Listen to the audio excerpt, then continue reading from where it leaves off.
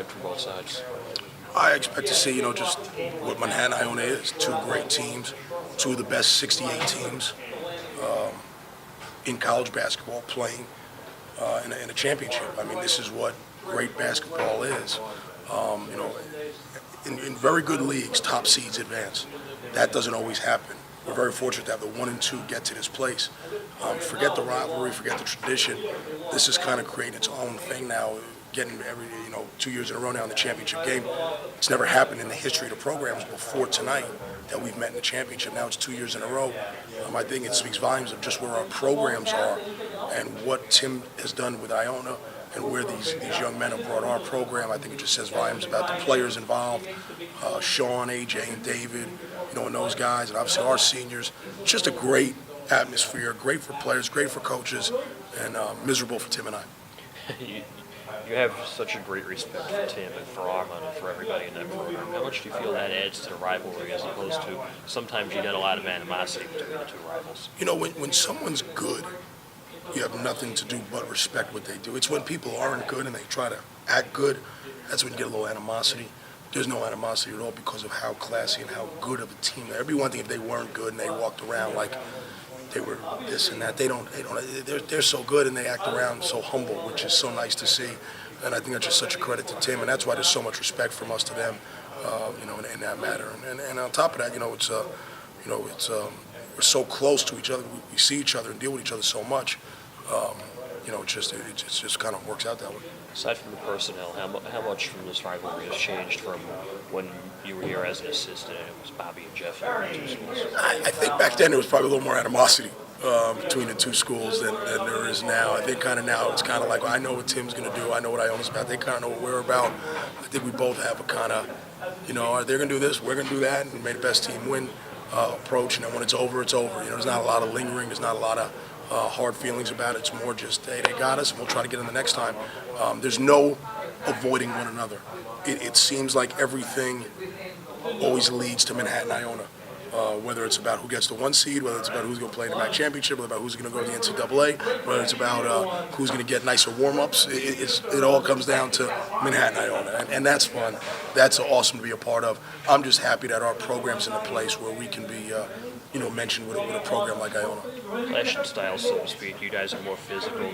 They're more of a showtime team that'll fire in transition right away. Bowman at the end of his life field last year. Williams usually starts off with a couple threes in the corner. First couple of minutes, what's the game plan for you? Pretty good scouting report. Maybe I should have you prep the team. You got it right there. You don't want to give them open looks, and everyone says that. But we said that let's not get them open threes early. They had 6 of the first 7 at our place. Last night, I think their first 6 shots were threes. I mean, you can't stop them. Listen, it's one thing to know what a team is going to do. It's another thing to know what a team is going to do and have to stop it. They're very difficult to stop. You can know what they're doing, you still can't stop it. That's how good they are. You compared this team a while back to 2004 in a sense that you'd think they'd be very dangerous. 10 years ago when you were on this stage, what was the mindset going in, and how'd you go about it? The mindset going in is just, I'm really big on embracing the moment. I think so many teams get to this point and they change their style and want to get conservative or want to play a different style than what got them to this place. What I've just learned to do is really embrace where we are and take it to the next level. Have fun, let our seniors enjoy this moment, let our underclassmen get used to this, because when you have fun in this, guess what? It makes you want to get back here.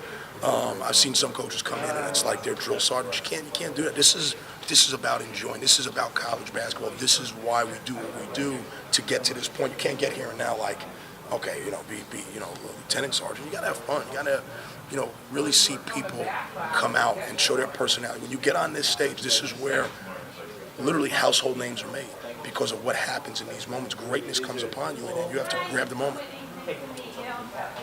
How much has the success of Iona contributed to what you've done, and just in terms of the model that they've created and that you've kind of tried to go after? They are a huge reason why we are successful. And very simple, and I'm not comparing us to Kentucky, Louisville, or any of that, but the reason Louisville Kentucky got better is because Louisville was doing so well. Then Kentucky did so well, Louisville had to do well. The reason LeBron comes out every night is because of Kevin Durant. The reason Larry was great it's because of Magic. The reason we're striving for greatness is because of what Iona's doing. I don't like going home to my house and reading about Iona every night. I don't like putting on the news and seeing Iona every night. Not that I'm not happy for them, but I want that. Yeah. So that's going to push me even more. Doesn't mean now if Iona wasn't having sex, we wouldn't be doing what we're doing. But that is a major thing because you need people to push you in life. It's the old strategy. When you work out and you lift, you get 7 reps. Now you get a spotter, you get 3 more. Well, we got someone right up the road from us who's going to push us every step of the way. That's what I love about this rivalry more than everything. What does it mean for these guys, just from where they started, from where you took over, 6 wins? I'm sure there had to be a sense of, we don't really know what's going to happen, where the program's going to go, and to be here for a second straight year and have this opportunity again. Exactly what I said to the team last night. I said I never would have thought, even though I said it, I meant it, and I did, I never thought we would have accomplished what we've already accomplished at this point, 34 months in. Never would have thought that. That's a direct credit to our players, our character, our assistants, our athletic director, our administration, that we were able to make these many strides in such a short time. It's one thing to have the vision, it's another thing to have a blueprint, it's another thing totally to go do it. And that's why I said earlier, I'm just so happy we can be mentioned with a program like Iona and battle with them, a team that's basically set the bar for major basketball relevant to the last 5 years. Is there any difference that you can see in last year's title game to this year, just in terms of entering the game from the players' point of view? Because obviously, this year there was sort of the expectation that you were supposed to be here. This year's team has a little bit of chance of making shots than last year's. Yeah, George and Shane helped that. Right? Yeah, I felt that for the first time going into the St. Peter's game. Was that they had that expectation? Yeah, like, you know what, it was kind of like, and I saw it in our guys, I just saw like, all right, this is not fun, we have to win this game. And that was different for us. And then last night, I saw our guys, I was like, oh, these guys are, like that kind of was off our back and was just able to settle in and play. But I saw it going into the St. Peter's game where we were a little, I don't like to use the word tight, but we felt on edge a little just because it was like, okay, you're supposed to do this. And that was new water for this program.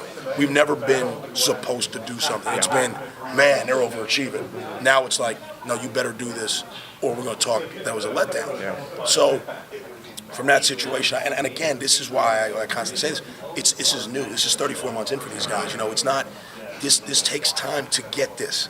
And that's why last year I think it was so beneficial that we had the fortune of going through it. And if that can help us be our X factor to help us win this championship, I'm all for it. When you've 6th time you're playing them now in 2 seasons, what does that familiarity do when you're going into a game? Makes me not sleep, knowing how good they are. I mean, it really does. I mean, do you get to a point where you just can't even analyze anything? It's you just got to go out there and... It literally gets to the game. Like, I'm watching the game last night. I watched our last year's conference championships. I watched all the games from this year, and I watched all the games from last year.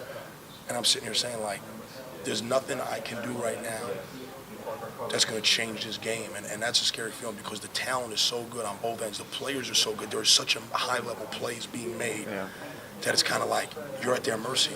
You know what I mean? When David's going to make a great play, you just got to, it's David Lowry. When Sean's pulling up from 25, he's the best shooter in the country. There's really not much we can do. That is a bad feeling to have. I mean, that's not fun, especially from a coach who likes to control a lot of things on the defensive end.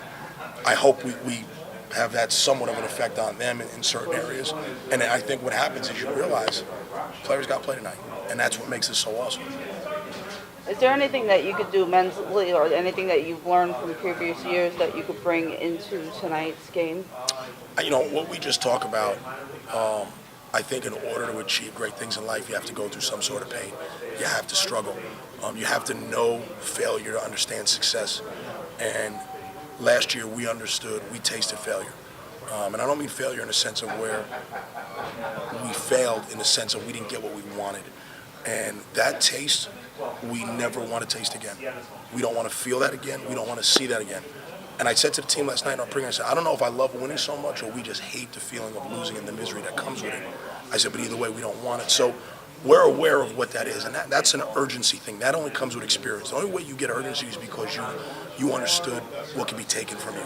And I think we have that. Talk about how special it was for you to be able to have the court today and just be able to prepare. A lot of people don't get to see that side of things. So talk about how special that was. It's just special to wake up on Monday and be in Springfield, as crazy as that sounds. It's awesome. There's nowhere I'd rather be in the country than right here today. And I don't mean that as a knock on Springfield. I just say that, like, who would have thought that your dream is to wake up on Monday and have the opportunity to play in the MAAC Championship, to represent your college, your conference in the NCAA tournament, the greatest sporting event of all sporting events in March Madness. That's just a unbelievable thing. Being there as an assistant now as a head coach, how much more would it mean to go back and lead it yourself? It's been great as an assistant. I've been very fortunate to be around some great teams and some great coaches and great players. As a head coach, it's a different ballgame. Now, you're talking about creating your brand as a head coach now, and your style and your records and those things that kind of follow you.